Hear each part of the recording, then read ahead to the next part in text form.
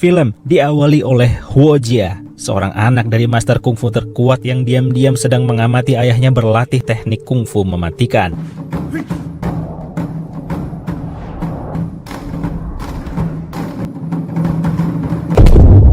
Terbukti saat gerakan terakhir terlihat biasa saja dengan menggebrak kursi beton. Tapi setelah sang ayah pergi dan anaknya mengamati, kursi beton tersebut ternyata terbelah seolah hancur dari dalam. Esok harinya, sang ayah mengajar murid-murid seperti biasa, tapi tiba-tiba Huo Jia datang mengantar teh yang seharusnya dibawa oleh pelayan. Di situ sang ayah memarahinya sambil melarang Huo Jia datang melihat latihan kungfu. Sesampainya di rumah, Huo Jia pun terkena hukuman oleh ayahnya karena ketahuan berkelahi.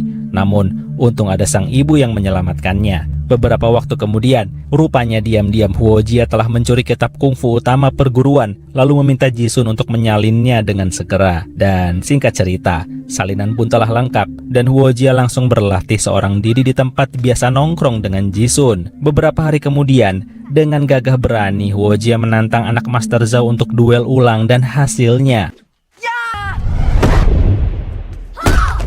Ya, ternyata bakat kungfu Huo Jia luar biasa, hingga tanpa guru pun dirinya mampu menguasai teknik dasar hanya dari buku dengan baik. Lalu singkat cerita, kini Huo Jia telah dewasa dan menjadi pimpinan perguruan. Saat ini Huo Jia tinggal bersama ibu dan anaknya. Sang ayah telah meninggal, begitupun dengan istrinya. Sebab itu Huo Jia sangat memanjakan anak perempuan yang sangat ia sayangi. Di situ sang ibu mengkhawatirkan asma Huo Jia, tapi Huo Jia pun berterus terang bahwa setelah ia latihan kungfu, asmanya pun berangsur-angsur telah hilang tanpa jejak. Lalu sang ibu melanjutkan menasehati bahwa Huo Jia memang tak pernah terkalahkan, namun harus hati-hati karena musuh terkuat Huo Jia saat ini adalah dirinya sendiri. Nah, keesokan harinya, Huo Jia dapat tantangan dari seseorang di tengah kota, tapi sebelum berangkat, sang anak berkata akan memberi hadiah kantong koin bikinannya sendiri dengan syarat Huo Jia menang akan pertandingan tersebut. So, berangkatlah Huo Jia diiringi tepuk tangan masyarakat karena dirinya telah populer.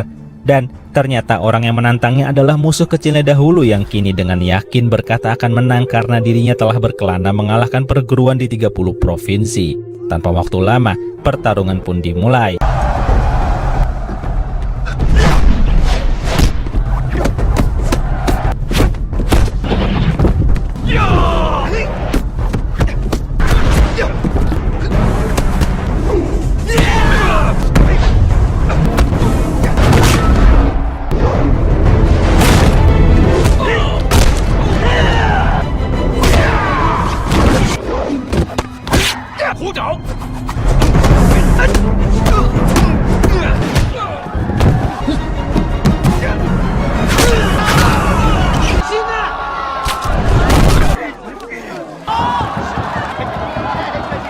Malam harinya, Huo Jia mengadakan syukuran di restoran sahabat kecilnya alias Jisun. Ya, kini Jisun telah menjadi pengusaha sukses yang kaya raya dari bisnis restorannya. Dalam gemerlapnya perayaan, ternyata di rumah sang anak sedang menunggu kedatangan ayahnya untuk memberi hadiah, sebuah kantung yang telah ia buat sendiri. Setelah itu, hari demi hari ada saja yang berusaha menjajal kehebatan kungfu Huo Jia.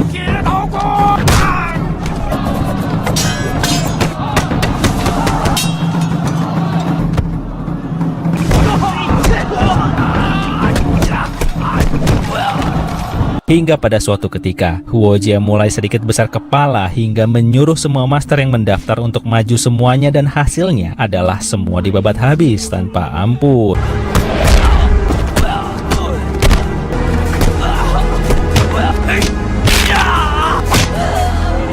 Huo Jia terlihat sangat senang bisa menang terus. Sementara itu di rumah, ibu dan anaknya selalu menunggu Huo Jia yang sering telat makan malam karena nongkrong di restoran sahabatnya sambil menerima banyak pujian, dan murid-murid pun semakin bertambah banyak. Tapi tanpa diduga, saat itu ada seorang misterius yang berbisik pada Huo Jia bahwa dirinya adalah anak angkat Master Qin yang belum pernah dikalahkan Huo Jia. Bisikan itu rupanya jadi pikiran Huo Jia hingga ia pun curhat pada Jisun. Jisun hanya bisa menasihati kalau ini semua sudah cukup dan Huo Jia mestinya lebih sering memperhatikan anak semata wayangnya. Tapi ternyata ambisi Huo Jia tak terbendung lagi hingga malam pun tiba dengan kepanikan para murid, di mana salah satunya terlihat babak belur mengaku habis dihajar oleh Master Qin. Huo Jia pun naik pitam dan tanpa waktu lama mencari hingga menemukan keberadaan Master Qin yang malam itu sedang mengadakan syukuran hari ulang tahunnya di restoran Jisun.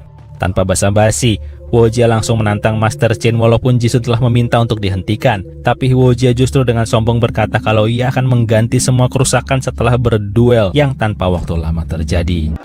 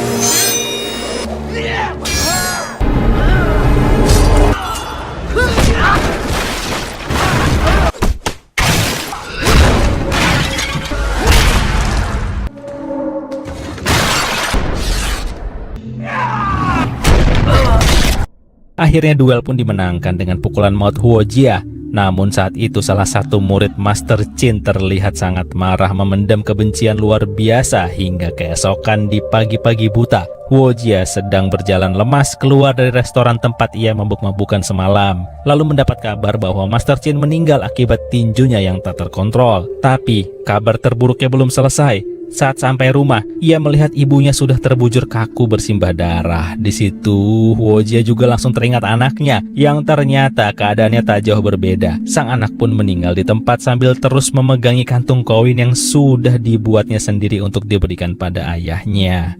Disitulah emosi Huojia bercampur dengan kesedihan mendalam memuncak. Ia mendatangi markas perguruan Master Chen dan salah satu murid memang telah menunggu, lalu mengakui bahwa dirinya lah yang membunuh keluarga Huojia. Tanpa bicara sedikit pun, Huojia langsung membunuhnya, tapi untung ia tak sampai hati untuk menghabisi anak dan istri Master Chen yang sedang menunggu sang master menjelang pembakarannya. Tapi bagian yang paling gila belum selesai. Saat Huojia keluar, tiba-tiba ia didatangi para murid yang menyuruh si murid kurang ajar menceritakan yang sebenarnya. Disitulah baru terungkap, penyebab ia dihajar Master Chen adalah karena saat mabuk, ia telah melecehkan dan menghina istri Master Chen. Banyak orang yang mengetahui kejadian itu, tapi penduduk memilih diam sengaja tak memberitahu karena ingin memanas-manasi Master Huojia untuk bertarung dengan Master Chen. Huojia yang sedang dalam titik terendahnya hanya bisa senyum-senyum seperti orang gila sambil berjalan sempoyongan meninggalkan kota yang dulu membanggakannya. Sekarang tanpa uang sepeser pun menumpang di kapal dagang yang entah kemana. Karena tak bisa bayar, ia pun diturunkan di sebuah desa yang tak ia kenal. Di situ ia terlihat seperti orang gila yang kelaparan. Berbagai cuaca ia lalui dengan berteduh di rumah hancur hingga pada suatu titik ia memutuskan untuk bunuh diri ke dalam sungai. Namun, untungnya takdir kematian masih belum berpihak padanya. Huojia akhirnya diselamatkan oleh penduduk suatu desa. Ia dirawat oleh seorang nenek dan cucunya yang buta. Dengan sabar, mereka merawat Huojia yang terlihat seperti hilang akal dan lemah. Hingga beberapa hari kemudian Huojia mulai membuka diri dengan kesehatannya yang makin membaik. Saat itu si gadis buta yang baik hati merawatnya bagai pasien rumah sakit sampai mencucikan rambut Huojia. Hingga kini ia nampak segar dan mencoba beraktivitas seperti biasa, membantu pekerjaan di ladang yang damai dan tenang. Saat menanam padi pun, jiwa kompetisi Huojia bergejolak hingga berusaha mendahului yang lainnya. Hari-hari dihabiskan Huojia untuk menenangkan pikiran sambil bercocok tanam dengan para warga hingga pada suatu pagi. Orang-orang desa panik setelah mendapat info salah satu anak desa bernama Gui ditangkap suku tetangga akibat kesalahannya sendiri karena mencuri kerbau. Dengan demikian, seluruh warga pun ke sana untuk meminta maaf dan menyelamatkan Gui dari hukuman penyiksaan. Sang nenek sebagai kepala desa pun secara resmi minta maaf, namun kepala suku yang sombong tak memaafkan malah melanjutkan menghajar Gui. Huojia yang tak tahan langsung maju mengajukan diri menggantikan Gui untuk menerima hukuman. Namun kepala suku pun menantang bahwa hukuman untuk orang dewasa akan berbeda, alias langsung dihajar dengan kungfu besi khas desa mereka. Huojia pun menyanggupi tak akan menyerang balik dan jika ia masih bisa berdiri hingga dupa habis, maka Gui harus dibebaskan.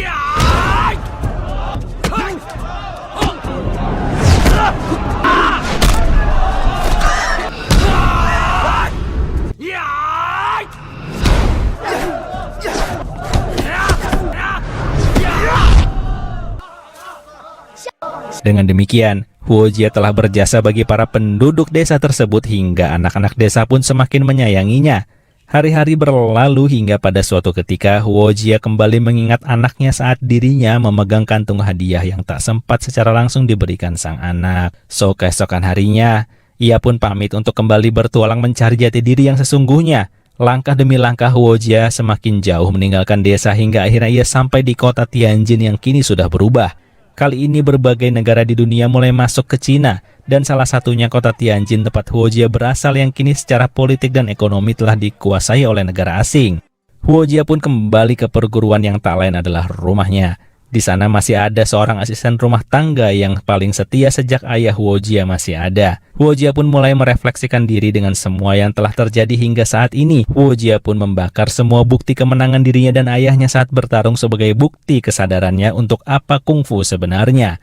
Di makam kedua orang tuanya pun, akhirnya Huojia ingat dan sadar mengapa ayahnya dulu menahan pukulan terakhir yang dapat menghancurkan kepala lawannya. Huojia pun meminta maaf di depan makam putrinya yang selama ini jarang ia perhatikan karena larut dalam kesombongannya dahulu kala. So, esok harinya, Huojia pun mendatangi kediaman Master Qin untuk meminta maaf pada anak istrinya, sekaligus memberi penghormatan terakhir. Siang harinya, ia berkeliling kota untuk melihat keadaan yang baru. Dan suatu ketika saat ia membeli koran, di situ tertulis jelas bahwa seorang petarung negeri barat bernama O'Brien yang telah mengalahkan berbagai master kungfu Cina lalu meremehkan petarung Cina yang diolok-oloknya sebagai penyakitan. Tak sampai situ, O'Brien juga menantang siapapun untuk datang ke arena jika berani.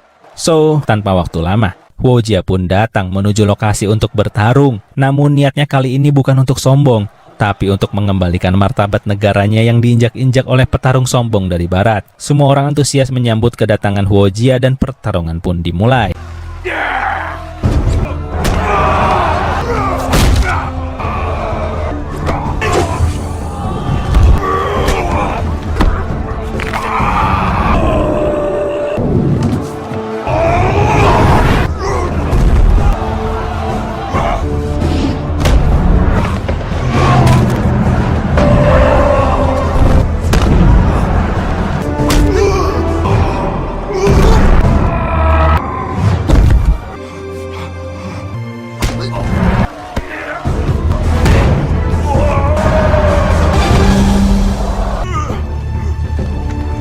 Kemenangan Huojia kala itu menjadi berita heboh yang mendunia hingga mengembalikan harga diri petarung Cina.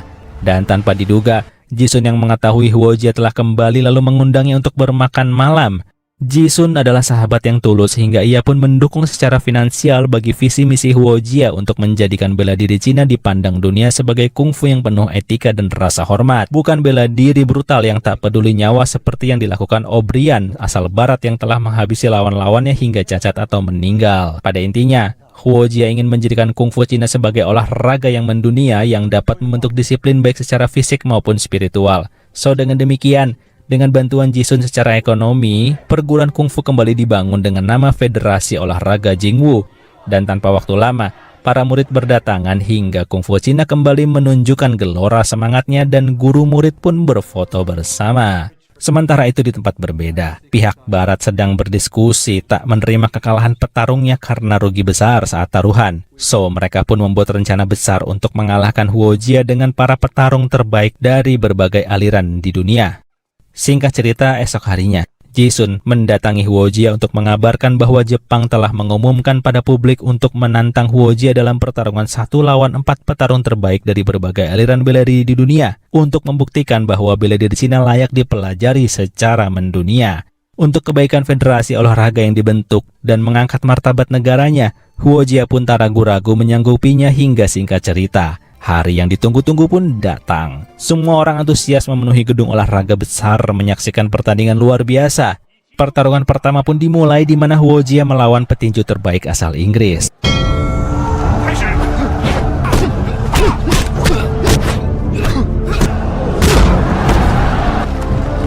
Kedua, melawan komandan pasukan berkuda asal Belgia yang ahli tombak.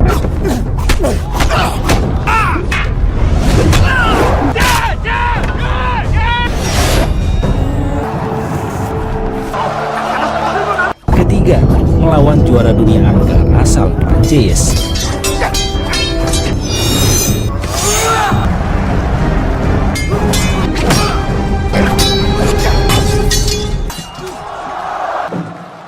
Ketiga petarung sebelumnya dikalahkan dengan mudah, namun lawan terakhirnya adalah Master Samurai plus Karate Jepang yang nampak bukan kaleng-kaleng.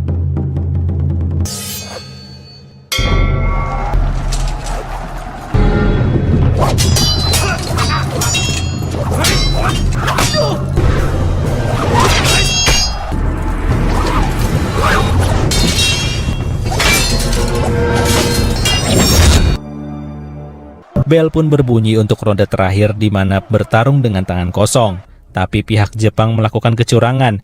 Diam-diam minuman Huoji ditukar dengan zat beracun yang melemahkannya. Saat pertarungan dimulai, di situ mulai terlihat kondisi Huoji yang tak sehat. Pandangannya kabur dan tiba-tiba memuntahkan cairan hitam. Tanaka sebagai petarung Jepang yang sportif langsung menghentikan pertandingan karena dirinya tak tahu ada oknum Jepang yang telah merancuni Huoji. Sementara itu, Huoji sadar dan berkata pada rekan-rekannya bahwa ia telah diracuni. Jisun ingin membawa ke rumah sakit, namun Huoji berkata semua sudah terlambat. Salah satu murid ingin balas dendam, namun Huoji menasihatinya bahwa dendam hanya membawa kebencian tanpa akhir yang seperti dialaminya dahulu. Dengan berjiwa besar, Huoji kembali meminta maaf pada sahabatnya karena ia baru sadar arti kungfu sebenarnya baru-baru ini. Ia pun dengan gagah berani kembali ke arena walau wajahnya makin pucat. Rakyat Cina pun membakar semangat dengan mendukung Huoji habis-habisan. Tanaka sudah menghalangi untuk lanjut, tapi Huoji tetap melanjutkan dengan kondisinya yang sangat jauh dari prima.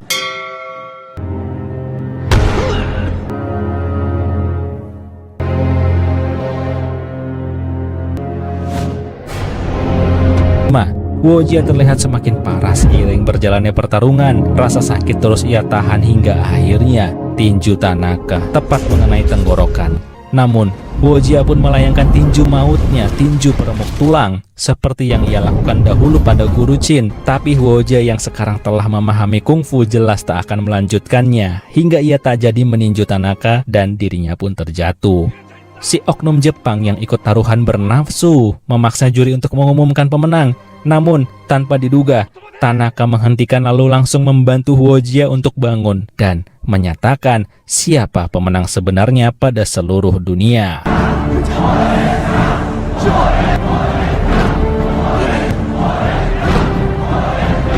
Oknum Jepang tersebut kalang kabut dan marah pada Tanaka. Namun Tanaka berkata kalau sebenarnya ia yang kalah jika Huoji tetap melanjutkan tinjunya. Terlebih, Tanaka juga menyadari kalau Huoji seperti diracuni yang pastinya ulah rekannya tersebut, hingga Tanaka pun marah padanya.